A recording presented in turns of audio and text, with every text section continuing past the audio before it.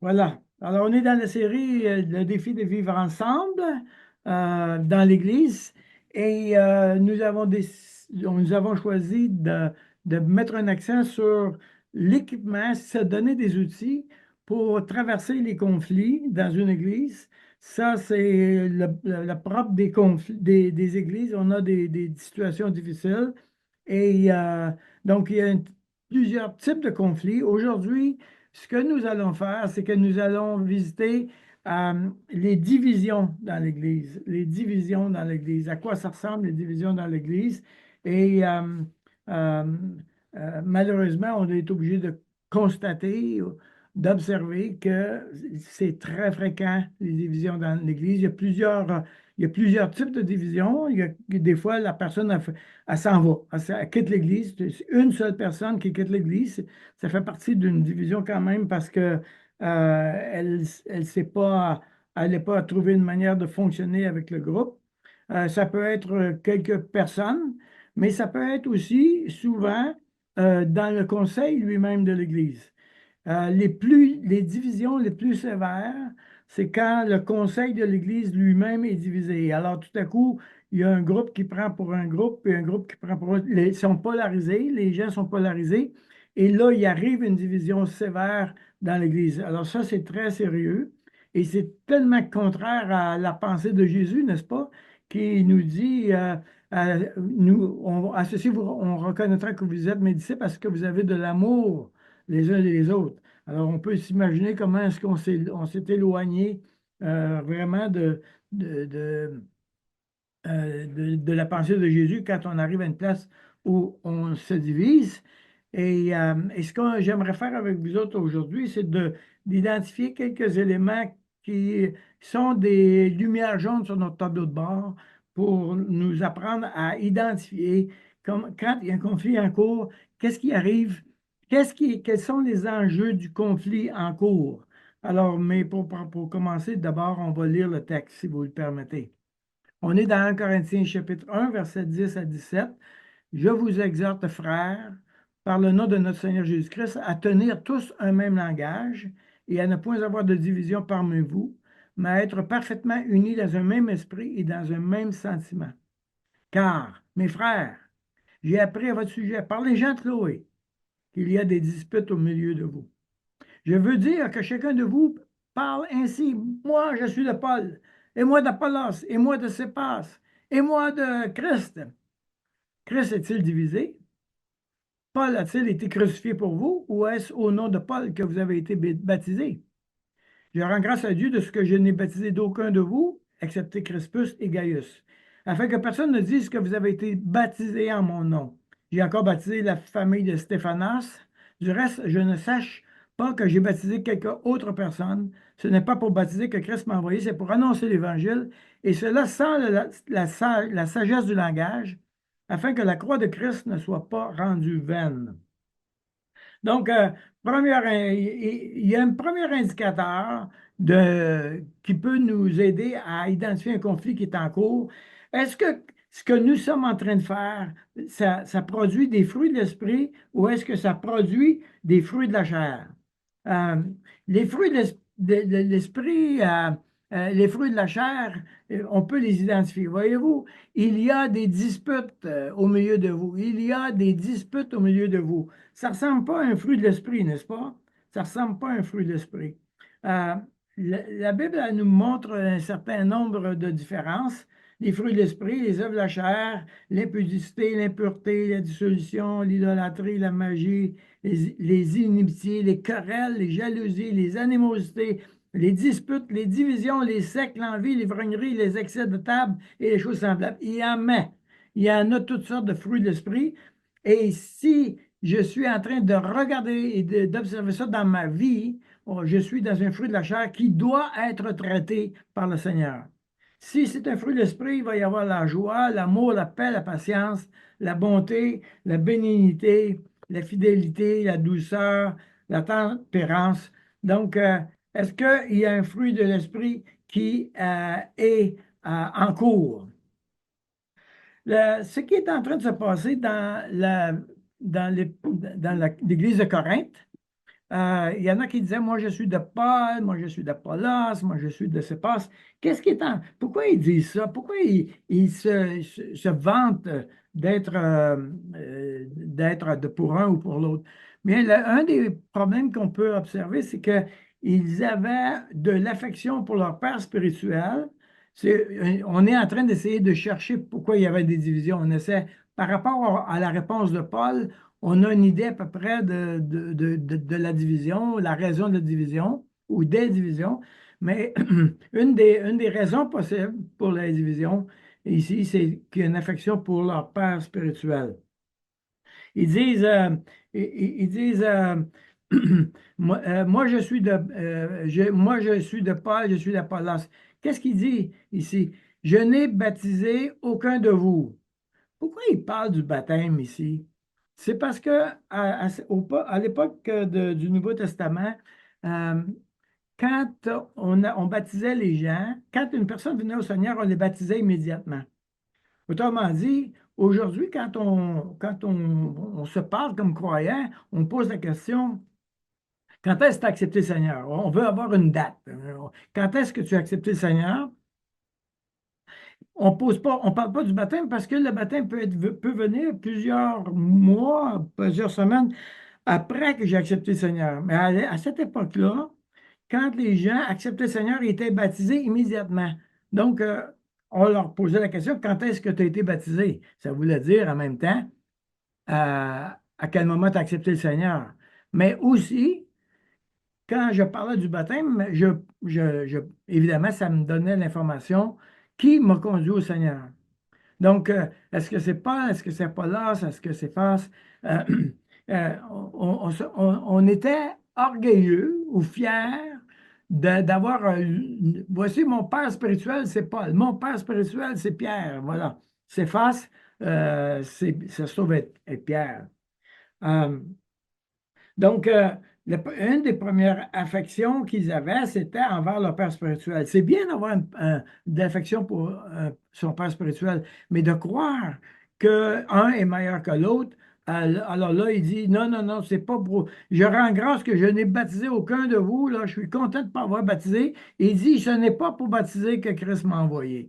Alors, autrement dit, moi, je ne suis pas en train de me faire un capital politique. Je ne suis pas en train de me vanter que je suis un bon évangéliste et que je conduis un grand nombre de personnes au Seigneur. Donc, euh, leur orgueil était une démonstration d'un fruit d'esprit qu'il y avait au milieu de eux. Le deuxième indicateur, un deuxième indicateur des conflits, comment on peut identifier un conflit, c'est que nous avons un mauvais but. Nous avons un mauvais but. Donc, ça, c'est majeur comme on poursuit le mauvais but. Euh, Nous sommes, je suis de Paul, je suis de Paul.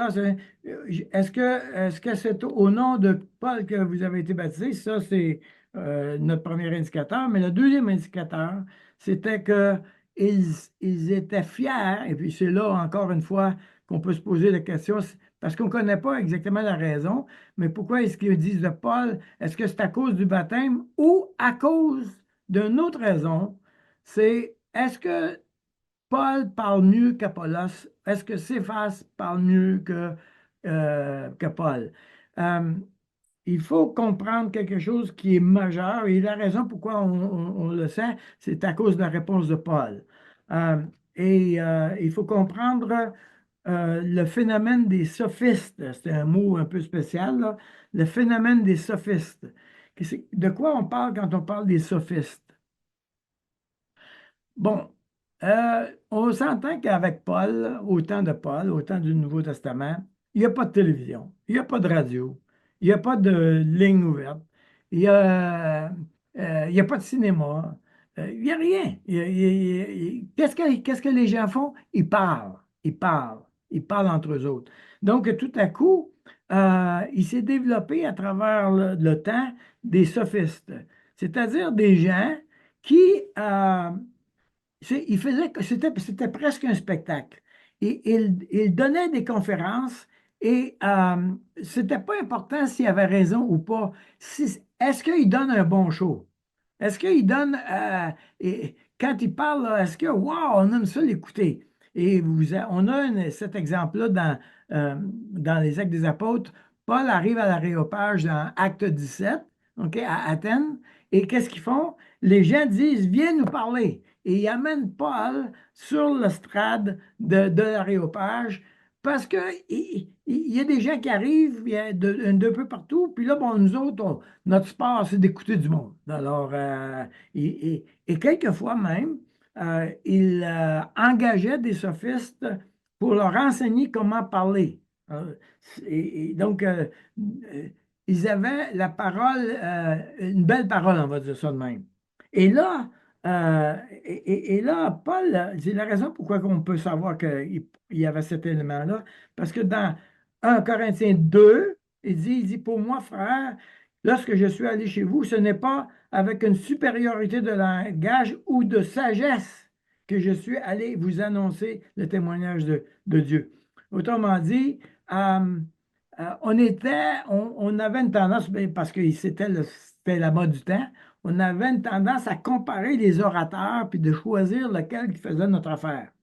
Donc, si moi j'ai des préférences avec quelqu'un parce que lui parle mieux, etc., moi j'aime ça ce prédicateur-là, puis moi je veux pas avoir lui, puis tout à coup dans l'Église on se met à avoir des divisions parce qu'on a des préférences d'orateurs, mais là on a à la fois un fruit de la chair qui est malsain, mais aussi un mauvais but. Quel est le but dans lequel nous sommes engagés? Donc, euh, nous avons un problème important. Alors, les conflits se retrouvent très régulièrement euh, et on peut les identifier quand on pose la question, qu'est-ce que je poursuis? Qu'est-ce que je poursuis? Quand nous poursuivons un but qui n'est pas le but de Dieu, quand nous poursuivons un but, parce que là, quand on ne poursuit pas le même but, alors évidemment, chacun a son propre but. Alors, qu'est-ce qui arrive euh, quand on n'a pas le même but?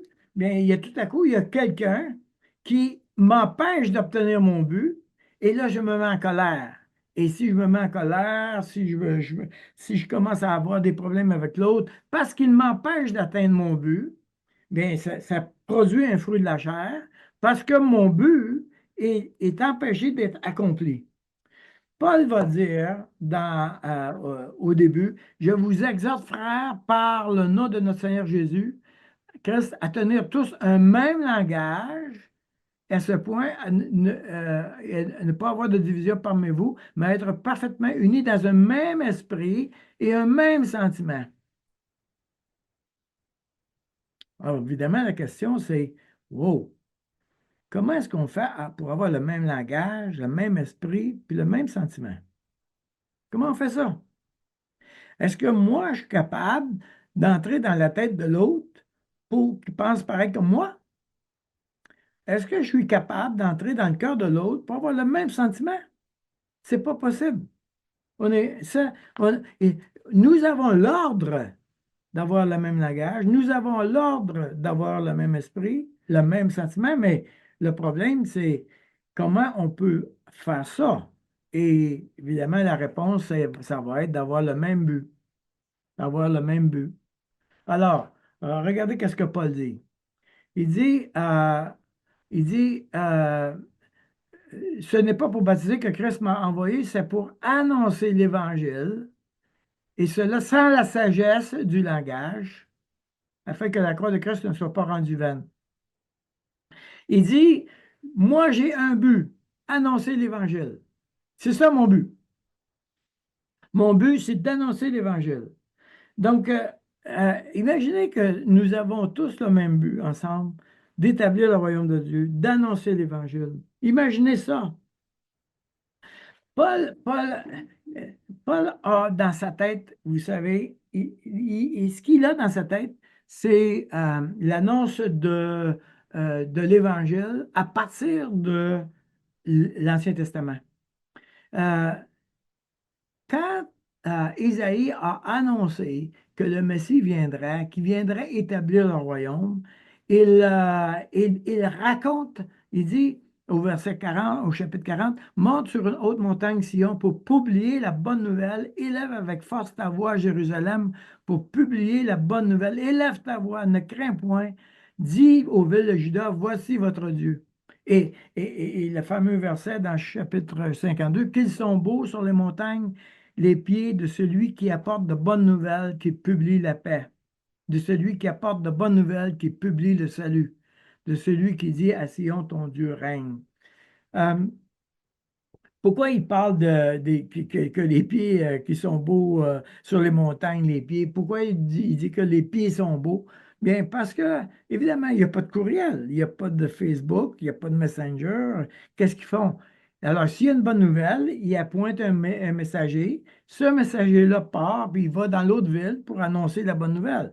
Donc, euh, les messagers étaient connus, c'était les facteurs du temps, dans le fond où ils allaient d'une ville à l'autre, puis ils annonçaient des fois la bonne nouvelle, des fois la mauvaise. Des fois, ils annonçaient qu'il y avait, il y avait une bataille qui avait été perdue, il y avait une bataille qui avait été gagnée, etc. Alors là, Paul fait référence à ces facteurs-là de ce temps-là qui annonçaient l'Évangile, qui annonçaient que le Messie, il est arrivé, c'est Jésus qui est arrivé, il est venu pour notre salut, etc. Donc, il se voyait comme le messager qui annonce ce salut-là. Il y avait une mission claire. Paul avait une mission très claire. Il dit dans Galates, voyant que l'Évangile m'avait été confié pour les incirconcis, comme à Pierre pour les circoncis. Alors, celui qui a fait de Pierre l'apôtre des circoncis a fait aussi de moi l'apôtre des païens. Paul avait une mission, une raison d'être très claire de, de qui il était et quel était son but. Alors, évidemment, notre question à nous comme croyants, c'est de se poser la question, est-ce que moi, je poursuis l'établissement du royaume de Dieu? Imaginez quand tous les croyants sont en train de faire la même chose. Est-ce que vous êtes d'accord avec moi que nous allons avoir une même pensée, un même esprit? Est-ce que vous êtes d'accord qu'on va être unis, n'est-ce pas? Notre but va être que Dieu règne. Nous sommes dans Matthieu 6, nous sommes de notre Père, que ton nom soit sanctifié, que ton règne vienne, que ta volonté soit faite. Alors, si je poursuis que mon règne vienne, c'est absolument, si je poursuis que Dieu règne, c'est absolument impossible qu'on me fasse obstacle. Il n'y aura pas rien qui va me faire obstacle et ça veut dire qu'il n'y aura pas de fruit de la chair. OK? Pourquoi? Parce que imaginez que si moi et toi, on est ensemble en train de poursuivre le même but, qu'est-ce qui va avoir des fruits de... On va avoir des fruits de... On va avoir la joie, n'est-ce pas? On va se réjouir et on va avoir les fruits de l'esprit, n'est-ce pas?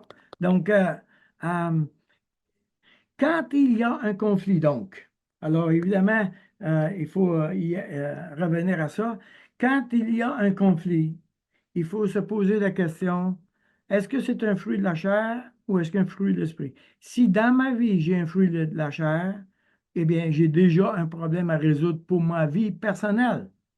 Si je suis en train de poursuivre un mauvais but, c'est-à-dire que je ne suis pas en train de poursuivre le royaume de Dieu, que je ne suis pas en train de poursuivre comme Église et comme frères et sœurs le même but ensemble de faire que Dieu règne, c'est évidemment que je vais avoir des fruits de la chair.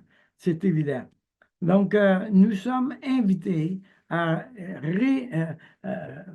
revisiter dans les périodes de conflit, on est invité à nous poser la question, qu'est-ce que je suis en train de faire là?